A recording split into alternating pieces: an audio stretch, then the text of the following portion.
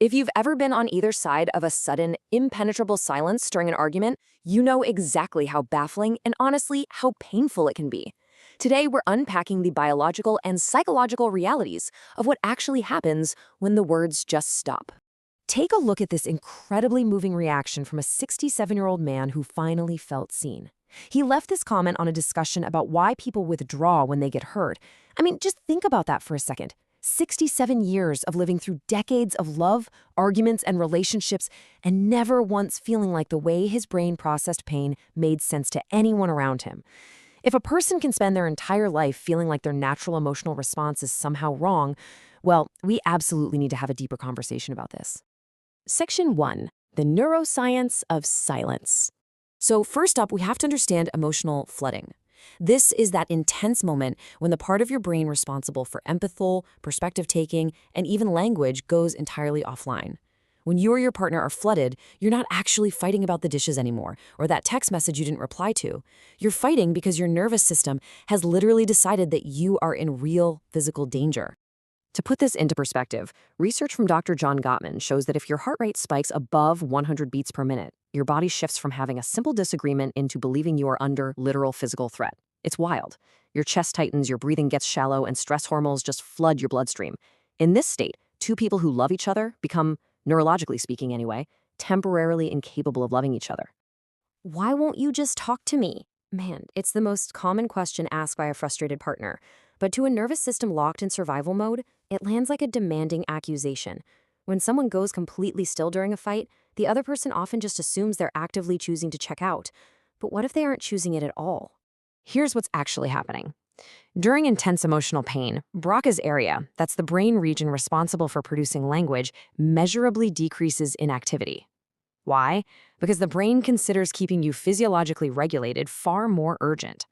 This isn't just a metaphor, guys. When you're standing there with absolutely nothing coming out of your mouth, it's not stonewalling. Your brain is genuinely deprioritizing speech. You aren't choosing silence. Silence is choosing you. Your nervous system has simply decided that holding yourself together matters way more right now than explaining yourself. And this perfectly illustrates the biological delay. During a conflict with an attachment figure, your alarm-sounding amygdala is 6 full seconds ahead of your rational neocortex.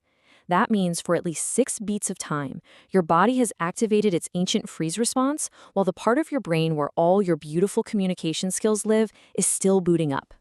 Section 2. Childhood Roots of Withdrawal. Let's keep moving. If early caregivers responded to a child's pain by treating their emotions as inconveniences or repeatedly telling them to stop being so sensitive or minimizing and laughing at their vulnerability, that child's nervous system creates a profound internal rule. That rule basically says, if I show you I'm hurting, something worse will happen. Based on the work of psychologist John Bowlby, we know these early dismissive environments force children to adapt. The silence you see today isn't a choice being made in the present. It's actually a brilliant survival strategy that a younger self created a very long time ago. Section 3. Manipulation versus protective restraint. We absolutely have to draw a hard line between these two. While the abuse of silent treatment is an intentional tactic to control, punish, and elicit a reaction from someone, the freeze response is an involuntary protective restraint used when fighting or fleeing feels totally impossible. The silent treatment is driven by the rational brain weighing its options and actively choosing to manipulate someone into feeling anxious or guilty. The freeze response, on the other hand, is driven by the emotional brain being entirely overwhelmed. It's a completely different mechanism. And the impact is massive. Neuroscience reveals that being on the receiving end of the manipulative silent treatment activates the dorsal anterior cingulate cortex.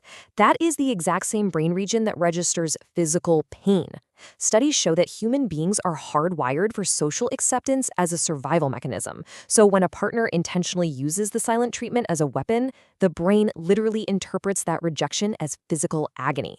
This is exactly why it's so vital to distinguish between a partner who needs space to regulate and the partner who is maliciously using silence to punish. Section 4. Inside the quiet mind. Far from checking out, the quiet partner is actually running complex internal calculations. They're in there asking themselves, did I contribute to this?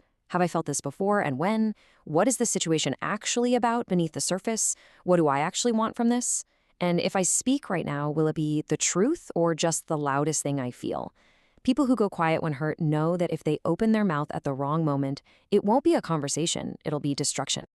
Brain scans show that during these quiet periods, regions associated with self-reflection and outcome simulation are highly active as the person waits for their window of tolerance to reopen.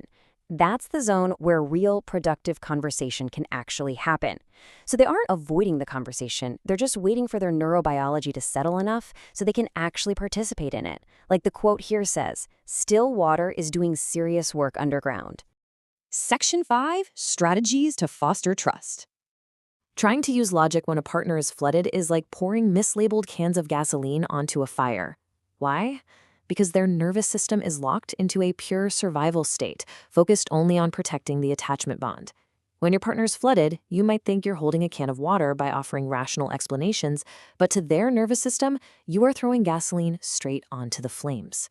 You literally cannot think your way out of a nervous system event. So here is a really practical 5-step guide to help couples transition back to safety.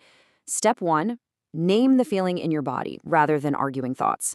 Step 2, pause the content of the fight. Just stop right there. Step 3, take a structured break. Step 4, do something to physically regulate yourself. And finally, step 5, return to the conversation with one single vulnerable sentence. Now, about that break. It is absolutely critical to take a minimum 20-minute break during step 3. It takes at least that long for the stress hormones of emotional flooding to actually leave your bloodstream. And during this time, you have to do something physical. Go for a walk, stretch, take some deep breaths. Your nervous system responds to physical input, not to you sitting there ruminating on your angry thoughts. To maintain connection while respecting a loved one's need for space, partners really need to practice actual patience. That means sitting in the discomfort of not knowing, without pressuring the other person to speak immediately. Pushing a flooded partner by saying, "just talk to me," only confirms their oldest, deepest fear, that their emotions are only acceptable if they arrive on someone else's schedule. Real patience means giving them space without a ticking clock in the background. Ultimately, choosing to wait and process rather than letting out unfiltered words that just burn everything down is a profound act of restraint and love.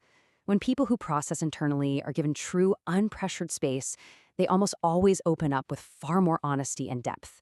The words they eventually speak have been checked and stress tested. So when they finally say, "that hurt me," you can trust they absolutely mean it. So I'll leave you with this.